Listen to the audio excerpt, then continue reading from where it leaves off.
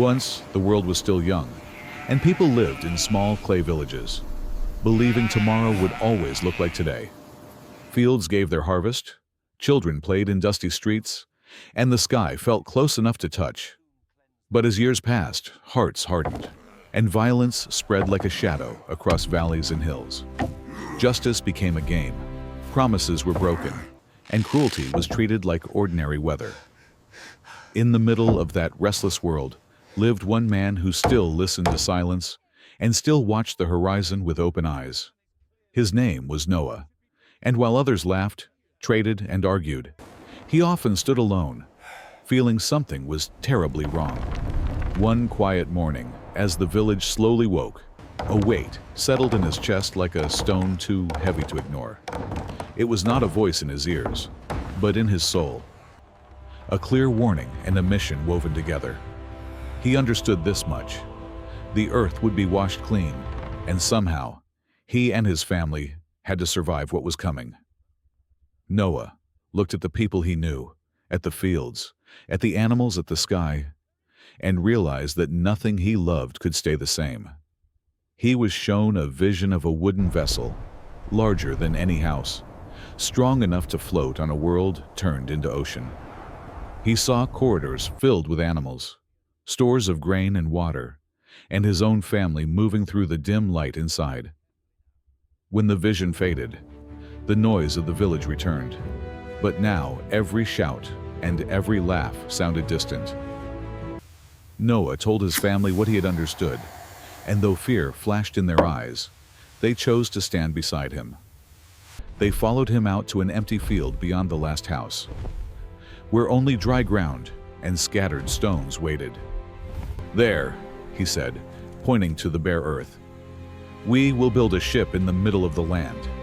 His sons exchanged uneasy glances, but they began to carry logs, tools, and ropes, trusting a future they could not see. The first days were filled with the sharp sound of axes and the dull thud of wood hitting the ground. Villagers gathered to watch, some amused, some annoyed, none of them believing in anything but their own routine. "Look at the old man building a boat where there is no water," they joked, shaking their heads as they walked away. The skeleton of the ark slowly rose from the dust, ribs of wood arching toward the sky like the frame of a giant beast. Noah ran his calloused hands along the beams, feeling every knot and every splinter, praying that each joint would hold. His sons climbed the scaffolds, lifting and fixing heavy planks, their muscles burning, their clothes soaked with sweat. Day after day the structure grew, blocking more of the horizon, turning from madness into something undeniable. Inside, partitions were built, stalls and cages were arranged, spaces marked for great beasts and tiny creatures alike. The smell of sap, cut wood, and dust filled the air, creating a world of its own inside the unfinished hull. At night, when the others slept, Noah walked alone through the empty corridors, imagining them full of breathing life. He pressed his palm against the rough wall and whispered that they would not drown, not if he did his work well. One morning, as the ark neared completion, something changed in the land that no one could deny. Animals started to move in strange patterns, leaving their usual paths, lifting their heads as if listening to distant music. Lions left their hunting grounds and walked in calm silence toward the rising ark. Elephants moved in pairs, their heavy steps slow and steady, as if time itself had thickened around them. Wolves came out of the forests, not stalking, not snarling, but trotting in a focused line toward the ship. Giraffes crossed open plains, their long necks turning occasionally to look back at the world they were leaving. Birds circled above, then glided down to rest on the beams, as if the ark had always been their home. Smaller creatures followed invisible paths.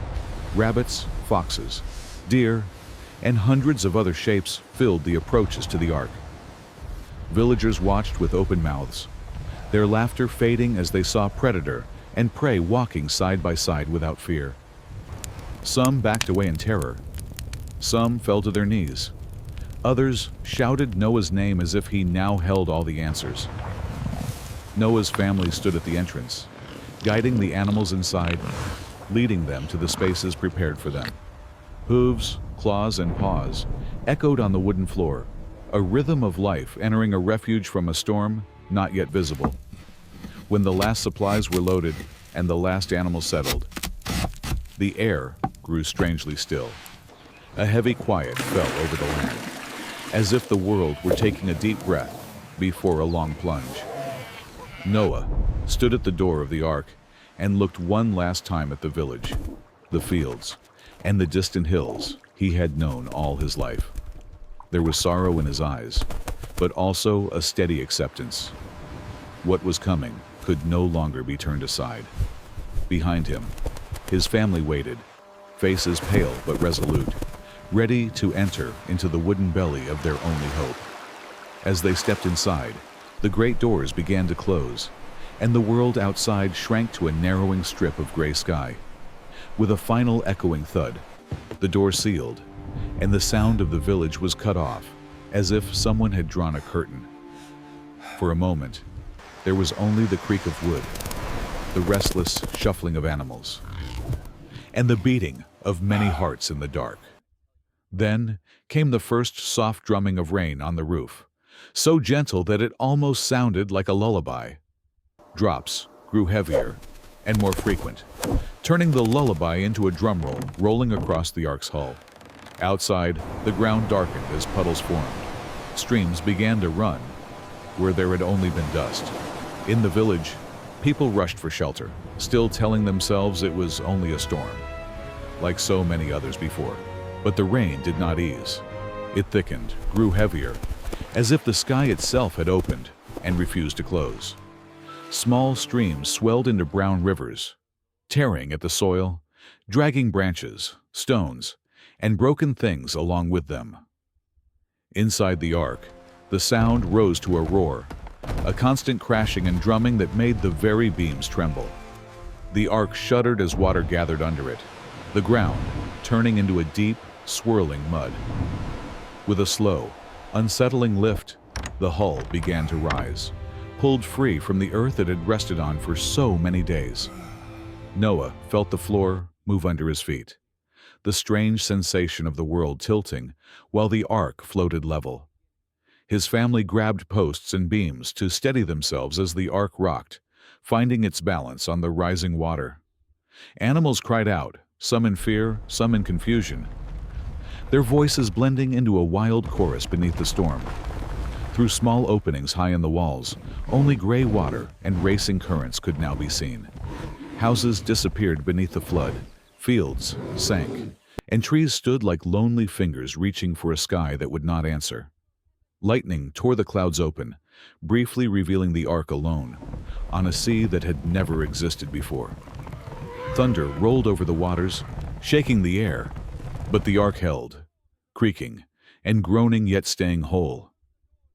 Nights and days blurred together in the dim light, marked only by the change in the sound of the rain and the waves. Inside, life settled into a rhythm of feeding, cleaning, calming frightened creatures, and counting the passing days. Noah walked the narrow corridors, feeling the sway under his feet, speaking softly to animals and to his own heart. Sometimes he placed his hand on the wall and simply listened to the world outside, now hidden beneath churning water. There were moments of doubt, moments when the storm felt endless and the future too distant to touch. But each time he looked at his family, at the breathing life crowded into the ark, and reminded himself why they were here. Eventually, the deafening rain softened, then thinned, until one morning only distant dripping remained. The air inside felt different, lighter, as if the whole world had exhaled after holding its breath for too long. Noah climbed to a small window and opened it, letting in a gust of cool air that smelled of wet wood and unknown distance. Everywhere he looked, there was only water, stretching to the horizon, broken only by the tops of drowned hills. Days passed as the ark drifted over a silent, endless sea, guided by currents and winds that no one could see. Then, when the time felt right, Noah took a dove in his hands, its heart fluttering fast beneath its feathers. He carried it to the open window, whispered a quiet hope, and released it into the bright, empty sky.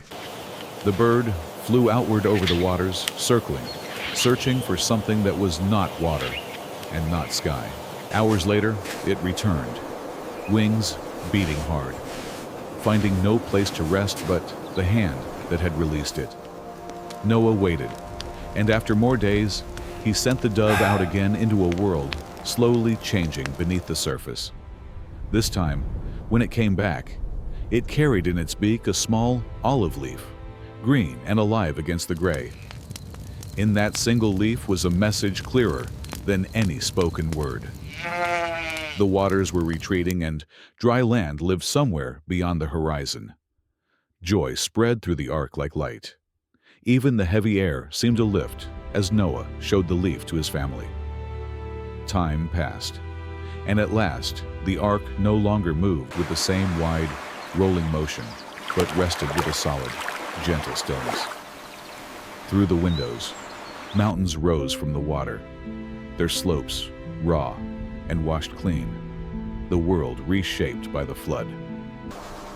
What had once been valleys were now lakes, and what had once been fields were now the floors of new seas.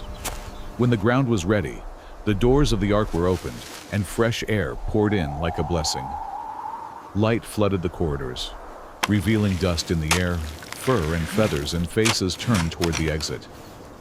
Noah stepped onto the ramp and looked down at the rough, damp earth that waited for his feet.